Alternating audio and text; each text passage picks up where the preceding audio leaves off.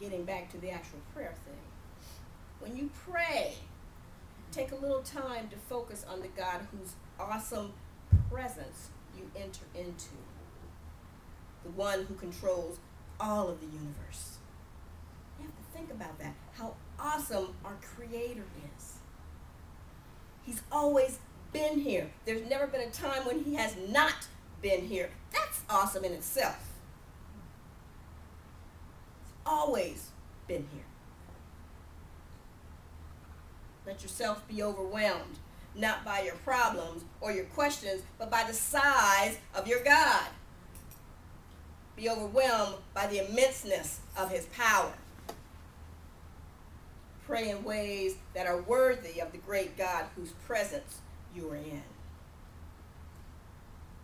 Understand that when God puts an idea or a dream in your heart, he also brings the opportunity needed in order to fulfill that idea of that dream.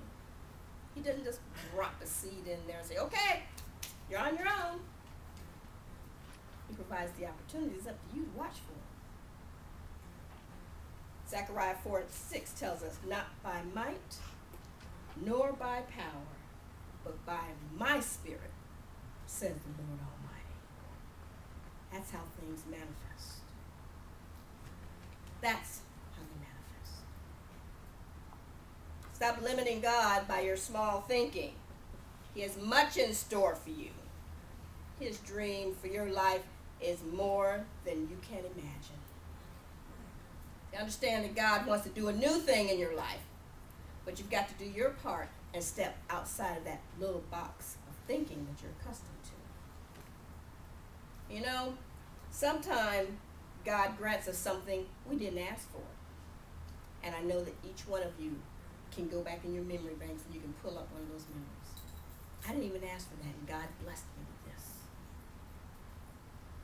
And the most famous, or well-known example of God granting a big thinking prayer is in 1 Kings chapter 3, verse 5 through 14. Solomon's request. Remember, Solomon was the son of King David. His mother was Bathsheba. You guys remember that story? Solomon had a dream. God came to him, told him he could be granted anything he asked for. Solomon could ask anything of God, and it would be granted unto him. Of all the things that he asked for, this was Solomon's request. He asked for an obedient heart, spiritual discernment, and wisdom in order to be a good leader for God's people.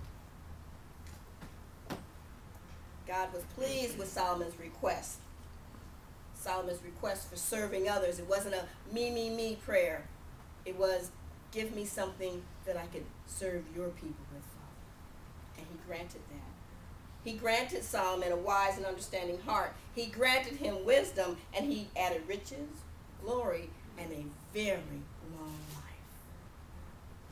His prayer, his request, was for the good of all concerned, not just himself. Solomon recognized his own shortcoming, and he asked for wisdom. He was a big thinker. So what do you ask for? You pull the blank angel card, or you pull the manifestation card. What do you ask for with your heart? What you may receive is directly related to how you believe and how you think. So start thinking big. And so it is. God bless. There's nothing that God cannot do. Nothing.